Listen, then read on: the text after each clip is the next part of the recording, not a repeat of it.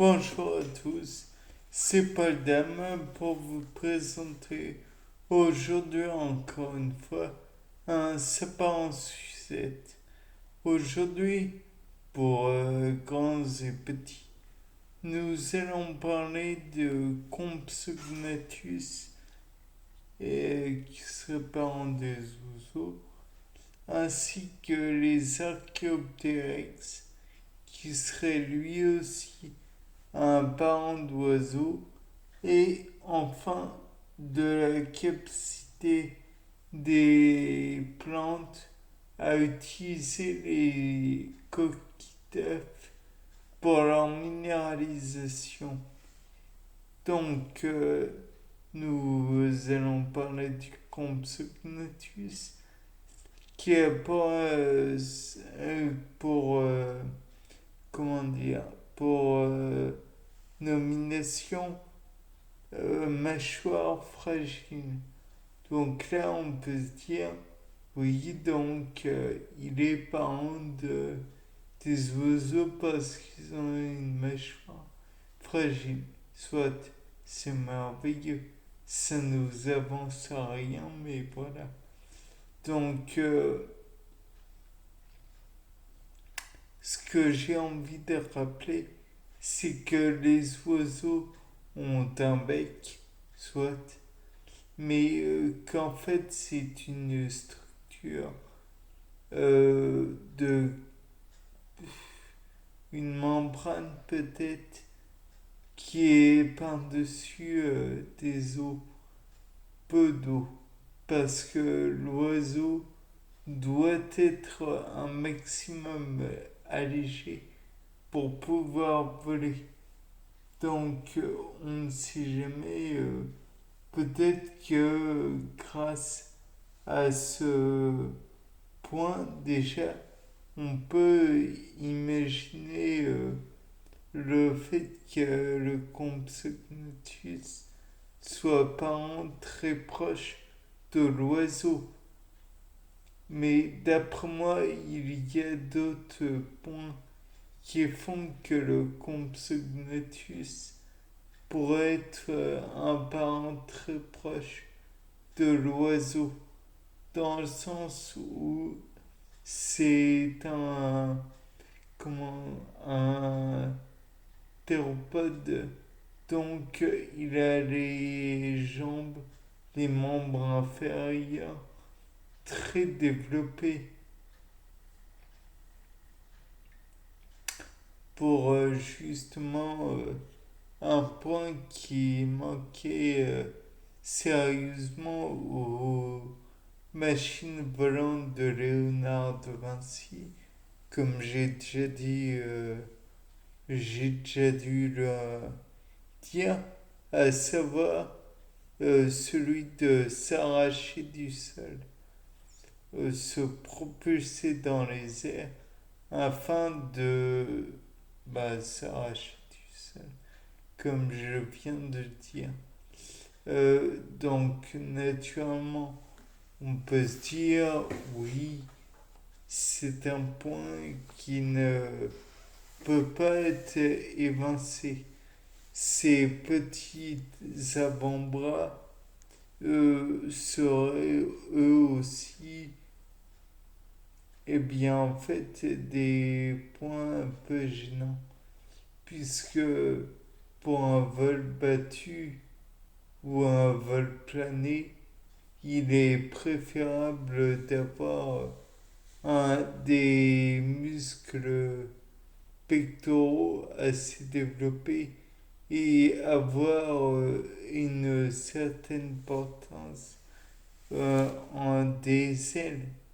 Donc, ce qui ferait du Compsognathus finalement un piètre élément pour devenir un oiseau et donc un être volant.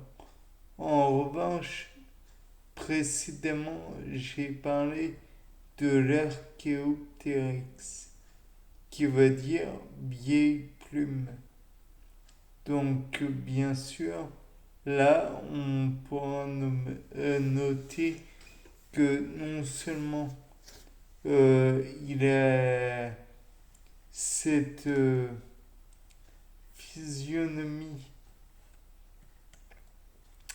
avec des ailes qui sont assez grandes par rapport au reste du corps, mais en plus, sa mâchoire, bien que un peu massive, ne nous le cachons pas, serait adaptée au fait de manger peut-être un petit peu plus que de simples insectes. C'est à la fois un point intéressant, mais aussi un point délétère, si je puis dire, puisque l'oiseau en lui-même doit être allégé.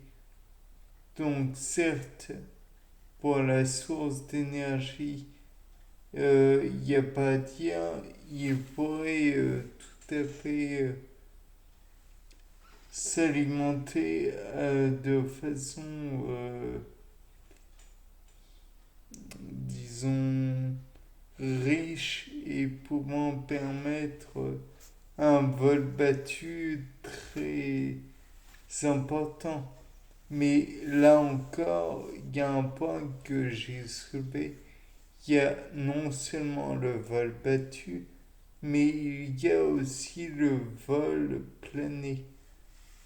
Et le plané demande forcément beaucoup moins d'énergie, puisque il y a beaucoup moins à abattre des ailes, forcément. Et le fait est que comme il est allégé, alors n'aura pas beaucoup plus à apporter. Bien sûr, là encore une fois, on peut dire, oui, mais le vol battu permettrait peut-être un déplacement plus rapide. Effectivement. Et le fait est que peut-être que ça empêcherait par contre de se, comment, détacher du sol, puisque le poids du corps tout entier serait quand même augmenté par cette nourriture qui serait importante au niveau volume et au niveau du poids. Bon, certes, ils sont capables de voler, néanmoins, ou du moins, on suppose qu'ils étaient capables de voler. Je suis d'accord avec cette idée, mais le fait est que malgré ce vol qui est sûrement ralenti, le fait est que si on n'a pas d'autres problématiques, d'autres informations, on ne peut pas aller plus loin. Donc voilà. Mais un point donc qui avait été soulevé tout à l'heure, les coquilles d'œufs.